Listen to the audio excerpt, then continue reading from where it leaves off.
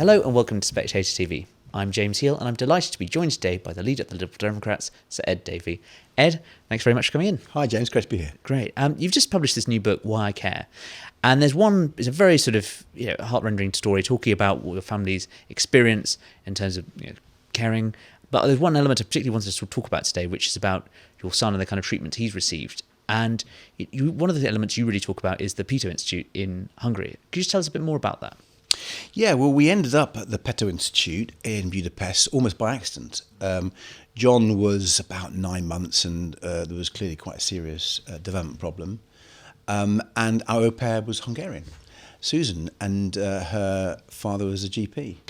And his provisional diagnosis, which we got about 9 months, was that he had cerebral palsy, but he doesn't have cerebral palsy.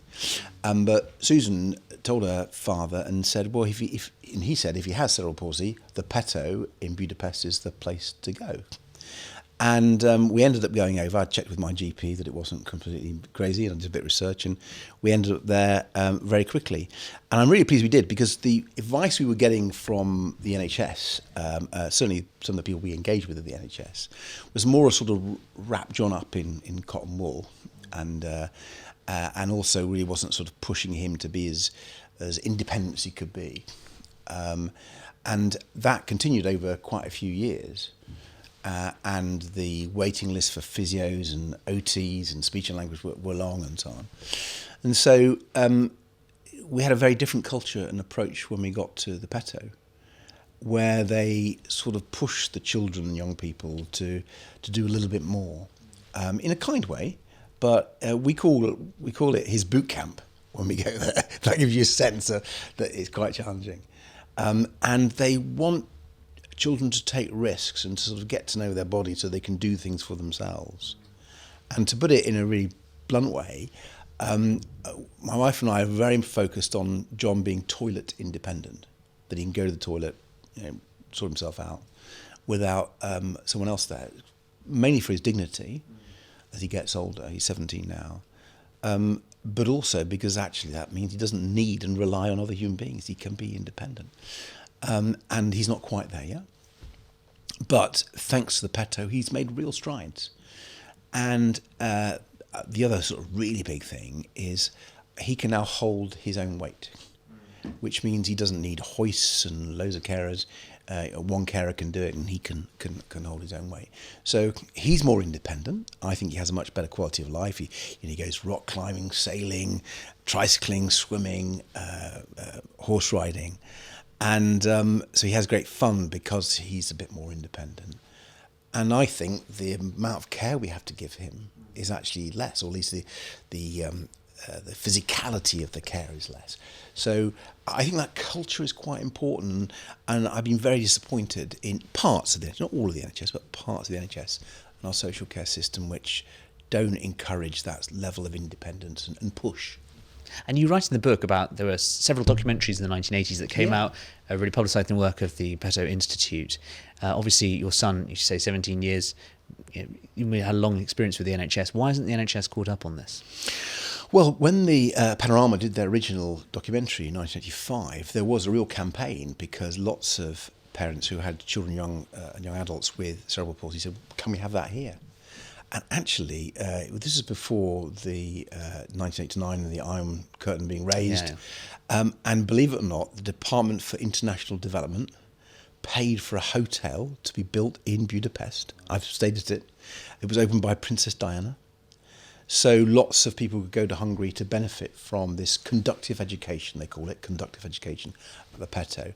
But at the same time, people said, look, can we not have it here? And conductive education centres were set up. There's one, the National Centre is in Birmingham.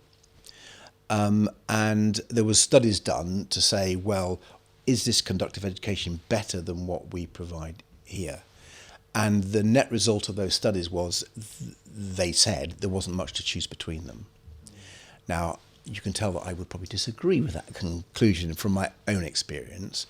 I should say my own experience may be different from others, and certainly when you get to disabled children, young people, they're all very different.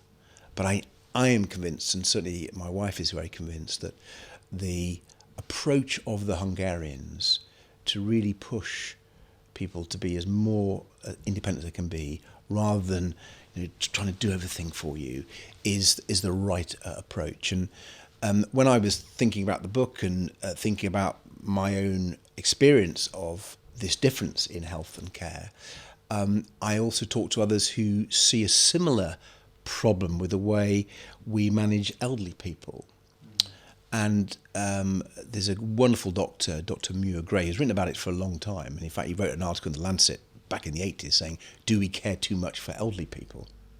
And his argument is, we need elderly people to be more mobile. And yeah, there might be a risk that they might fall over, but there's a bigger risk in them being less mobile. And if they stay in hospital too long, or if they are less mobile in the care home or are in their own home, their muscles waste, their brain functions don't work as well. So actually encouraging people to, yes, take a little bit of risk, but actually that's the right risk.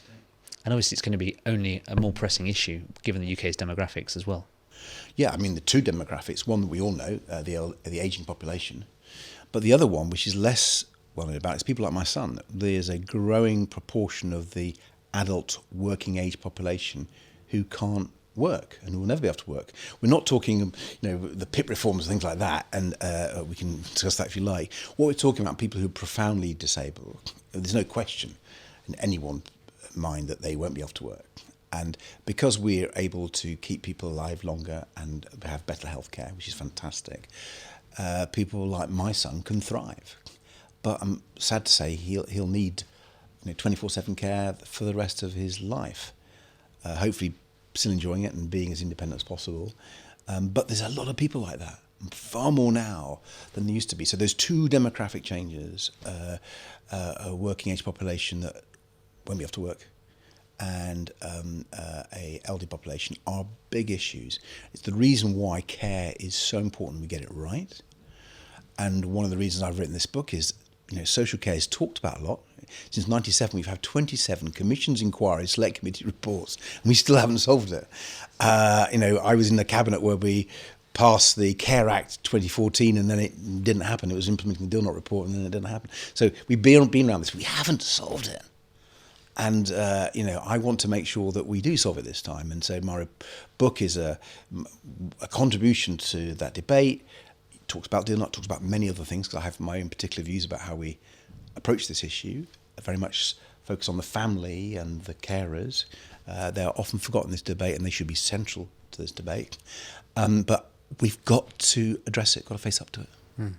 And in terms of, why there hasn't been so much of a political emphasis on it, is that because partly the Westminster considerations are not being those of the country as well? Obviously social care reflects so many different people, but is it just sort of people in the Westminster Parliament prefer to talk about, for instance, the economy or quite sort of immediate issues rather than sort of longer term structural issues like different elements of care? Yeah, I think there's lots of reasons. Some of the experiences of politicians who've tried to have not been successful. Sorry, Theresa. Theresa May's dementia tax. But, actually, Boris Johnson had a go, right? Yeah. He had a go, but he couldn't build the consensus, and there were one or two problems with his approach. It really wasn't as well thought through as it needs to be. But, they've got scarred by that. People got scarred by that. The other issue, I think, is that the Treasury just see pound signs, and they think it's going to cost a fortune. And I think they're wrong.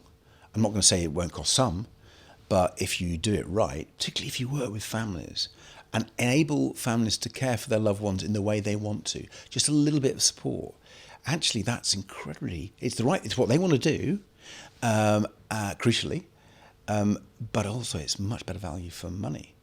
And it actually will take some pressure off social care and NHS. And you can look at the other side of the angle. If we don't, and family carers aren't able to continue caring for their loved ones, it just costs us a fortune, because then often the state takes over.